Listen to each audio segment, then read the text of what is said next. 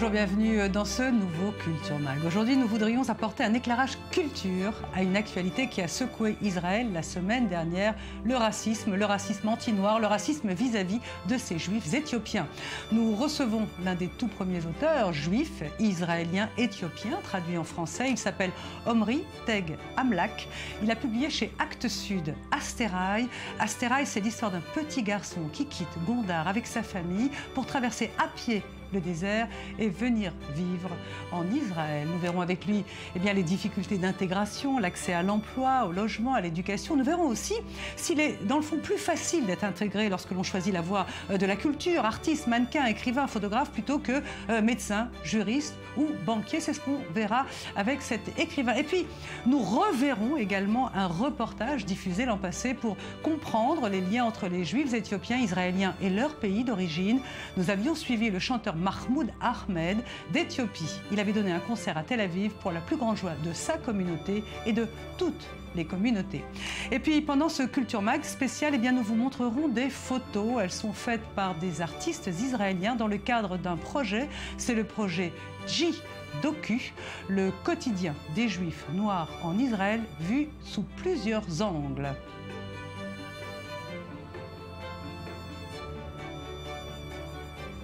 Voilà, on vous laisse les regarder. C'est ainsi que se constitue ce sommaire. Merci d'être avec nous. Bienvenue dans ce journal.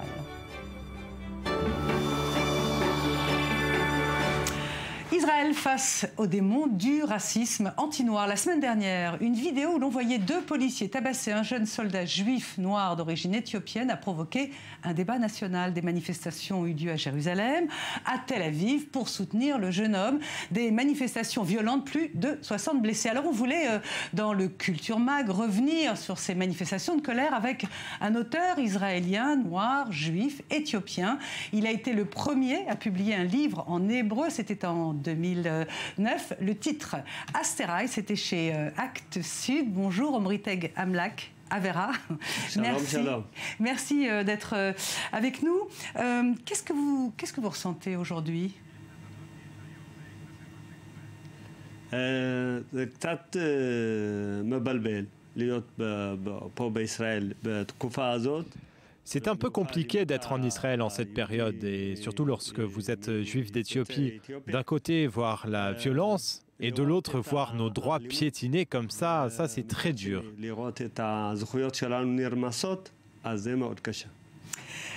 Votre roman Astéraï, c'est un peu l'histoire de ces juifs éthiopiens noirs qui ont manifesté. C'est l'histoire, c'est votre histoire aussi, de ces gens qui ont quitté l'Éthiopie, qui sont retrouvés dans des camps de réfugiés au Soudan, qui croient au bonheur, qui croient à l'intégration et qui finalement se retrouvent, pour la plupart de vos compatriotes, la moitié vit en dessous du seuil de pauvreté.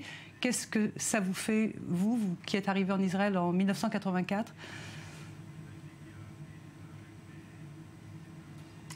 אני חושב שהשאלה הזאת נגעה באמת בבסיסו של הבעיה של יהודי אתיופיה. Je pense que cette question touche la base du problème des Juifs d'Éthiopie. Tout a commencé, comme vous l'avez dit, nous avons émigré d'Éthiopie par le Soudan. C'était une immigration très difficile. Ces difficultés se sont exprimées par le fait que certains d'entre nous sont morts au Soudan. Et nous sommes arrivés ici. Et au début, nous avions le sentiment que nous sommes arrivés en Terre Sainte, même que le Messie était arrivé. הייתה לנו תחושה מאוד טובה שהנה הגענו לארץ הקודש, אפילו הנה הגיע המשיח. אבל מהר מאוד התאכזבנו כשבעצם המדינה באה. Mais très rapidement, nous avons été déçus quand l'État nous a prouvé que, vu apparemment notre couleur de peau, à ses yeux, nous ne sommes pas assez juifs. Aujourd'hui, on en voit le résultat avec cette manifestation et surtout avec la violence policière. C'est la même histoire. L'État n'est pas encore prêt à accepter les Juifs d'Éthiopie et les traditions telles quelles. Et je pense qu'il est impossible d'accepter l'homme, mais de ne pas accepter ses coutumes et ses traditions qui vont avec. לא מוכנה לקבל את יהודי אתיופיה ואת המסורת שלהם כמו שהם.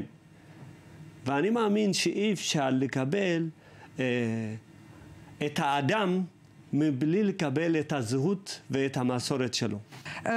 a vu, Omri, à la manifestation des slogans ni blanc, ni noir, juste des humains. Est-ce que vous êtes quand même content d'une certaine forme de solidarité dans le pays vis-à-vis de la cause des juifs noirs éthiopiens ici? אני חושב שסולידריות זה דבר מאוד מאוד מאוד שחשוב מאוד. Je pense que la solidarité est quelque chose de très important, surtout en cette période. Nous avons vu durant cette manifestation non seulement des personnes d'origine éthiopienne, mais aussi d'autres Israéliens qui savent exactement comment vivent les Éthiopiens ici en Israël. Ils connaissent la communauté mieux que n'importe qui d'autre. Et donc eux aussi ont participé à la manifestation.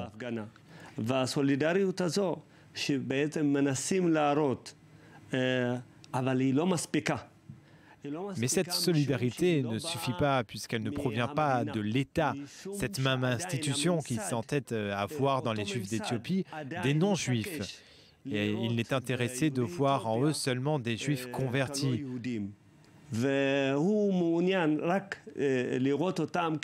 Nous, les Juifs d'Éthiopie, nous voyons comme une communauté qui a réussi à se préserver pendant plus de 2000 ans de diaspora et c'est un héritage exceptionnel. Tout à fait, mais je vous écoute, Omri, et vous dites éthiopien, donc je voudrais savoir si vous sentez éthiopien, si vous sentez israélien, si vous sentez plus noir que israélien, plus éthiopien que juif. Je ne comprends pas les mots qui qualifient votre identité.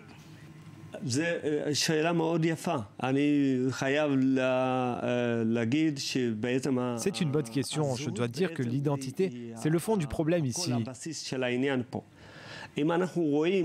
Vous me voyez en train de parler hébreu, j'ai écrit un livre en hébreu, j'ai servi dans l'armée. Première fiction éthiopienne en hébreu. Pardon, je vous ai coupé, mais bon, c'était juste pour faire une relance. Non,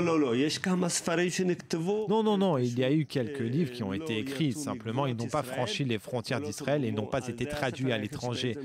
Mon livre a été apparemment le premier à être traduit et publié par une maison d'édition très honorable. Ici aussi en Israël, il y a Yediot Ahronot. Voilà, en ce qui concerne la question de l'identité, je me sens évidemment israélien en tout point et je pense aussi que l'État me considère comme un Israélien, mais pas comme un Israélien juif authentique, mais plutôt comme un Israélien juif converti. Et c'est ça vraiment le problème.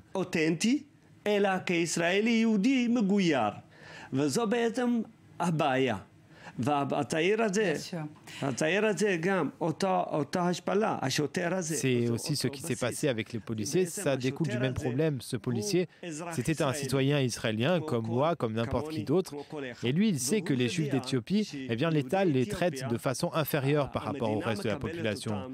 Et donc du coup, ils se permettent de se conduire à notre égard de cette façon.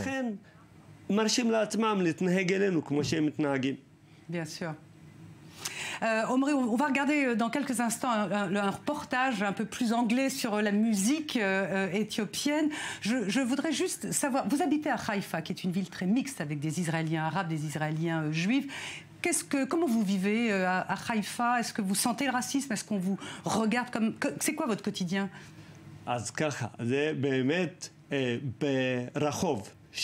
Eh bien, c'est vrai, lorsque je marche dans la rue, que ce soit à Haïfa ou tout autre endroit en Israël où je suis allé, que ce soit au travail, que ce soit dans la rue, même dans mon immeuble, je ne ressens quasiment aucune sensation d'infériorité ou de racisme de la part de citoyens comme moi.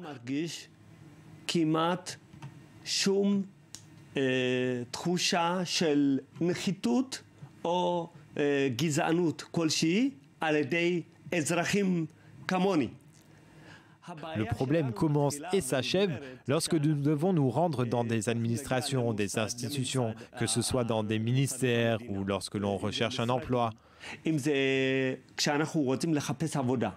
On va regarder un reportage parce qu'il me semble que, alors, face à cette impossibilité d'intégration, il y a une petite porte qui est la culture. Vous en êtes la preuve. Vous avez publié ce roman Astéraï qui est une très jolie histoire sur laquelle on va revenir.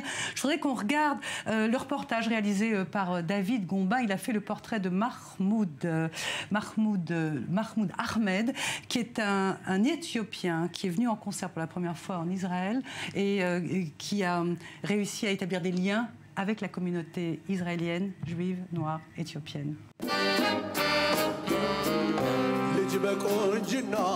Mahmoud Ahmed, une véritable légende du jazz éthiopien ou Ethio Jazz. Ce mélange de mélodies traditionnelles aux gammes pentatoniques, accompagnées d'instruments occidentaux, est souvent dominé par les cuivres. Soyez bénis mes frères et mes sœurs en Israël. Comment allez-vous? Celui qui est véritablement adulé en Éthiopie a commencé à chanter dans les années 60, notamment au sein de l'orchestre de la garde impériale de Haïlé Sélassié. Il connaît le succès international dans les années 80 grâce à des tournées en Europe et aux États-Unis. Mais c'est en 1999, lorsqu'il est publié sur le label Éthiopique, qu'il devient l'un des symboles du fameux Ethio Jazz. Mahmoud Ahmed a été invité dans la ville sacrée par un ami de vieille date, Abaté Barioun.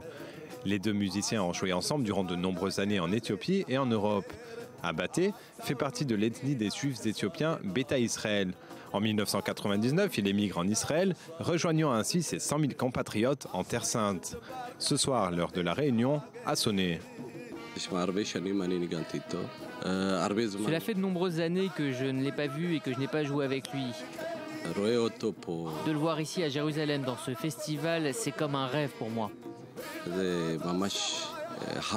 Le chanteur monte sur scène et très vite, l'ambiance se réchauffe. Mahmoud Ahmed communie véritablement avec son public.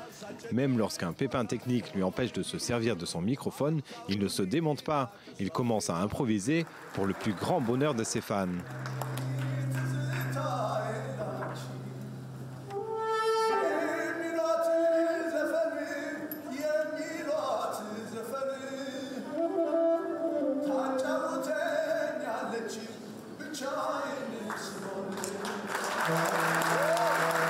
Une soirée inoubliable qui œuvre au rapprochement des cultures. Je suis convaincu que toute tentative d'intégration entre communautés est un signe d'espoir, d'unité et de bonne volonté. Cela me rend vraiment heureux. Un show sans précédent qui a rendu hommage au lien très fort reliant Israël et l'Éthiopie de la plus belle des manières. Omri Tegamlak, est-ce qu'en Israël, l'intégration est un peu plus favorisée par la culture, par la musique, par la littérature? זה נכון. השאלה שלך מאוד יפה, אבל... C'est vrai, votre question est très bonne. Je pense que la musique, c'est quelque chose d'international. C'est quelque chose qui relie toute l'humanité.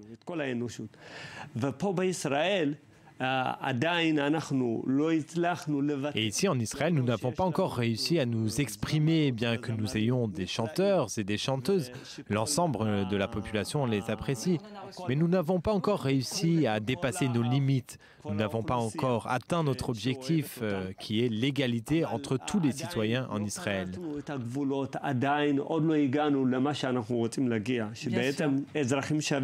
Je voudrais qu'on regarde quelques images d'un projet photo initié par G-Doc, qui a confié à des photographes israéliens, blancs, noirs, juifs ou pas d'ailleurs, le soin de photographier le quotidien de votre communauté ici en Israël. Donc ce sont des images qui vont tourner pendant la fin de cette interview.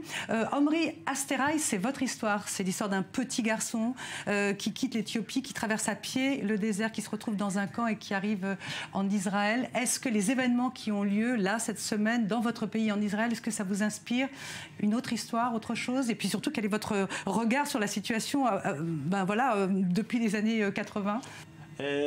אני חושב שהספר אסתראי בעצם ביטא ועדיין מבטא. Je pense que ce livre, Astarai, a exprimé et exprime encore la sensation et le problème. C'est une fenêtre pour tous ceux qui veulent rencontrer ma communauté. Si on regarde cette manifestation qui s'est déroulée cette semaine, tous ces jeunes qui sont sortis et qui ont voulu déverser leur colère qu'ils conservaient à l'intérieur, eh bien ces jeunes sont en pleine confusion. Ils sont déconnectés de leur identité, la même identité à laquelle je me suis moi rattaché. Par exemple, la légende de l'oiseau Astarai, je la connais car je suis revenu à mes racines. Et ces mêmes jeunes ont grandi en Israël et se sont détachés de leurs parents, de leurs traditions. Et aujourd'hui, l'État d'Israël a généré une génération nouvelle qui ne ressemble en rien à celle de leur père. דור חדש שהוא בכלל לא דומה לאבותיו. C'était édifiant. Merci beaucoup, Omri Tegamlak. Est-ce que je peux avoir votre livre que je vais montrer? The Book, voilà, Astera. Oui, c'est compliqué si on ne parle pas la même langue. Voilà, vous avez sorti ce livre-là. Celui-ci, il est en hébreu, alors voilà. Mais ce livre-là, il est publié aux éditions Actes Sud. Vous nous avez dit hors antenne que vous n'en aviez pas écrit d'autres. Vous reviendrez, j'espère, quand vous aurez écrit le deuxième. C'est la fin de cette émission. Merci beaucoup de l'avoir suivi. On va se retrouver demain à la même heure. Juste après, c'est l'info qui continue. Merci. Merci à vous. C'était...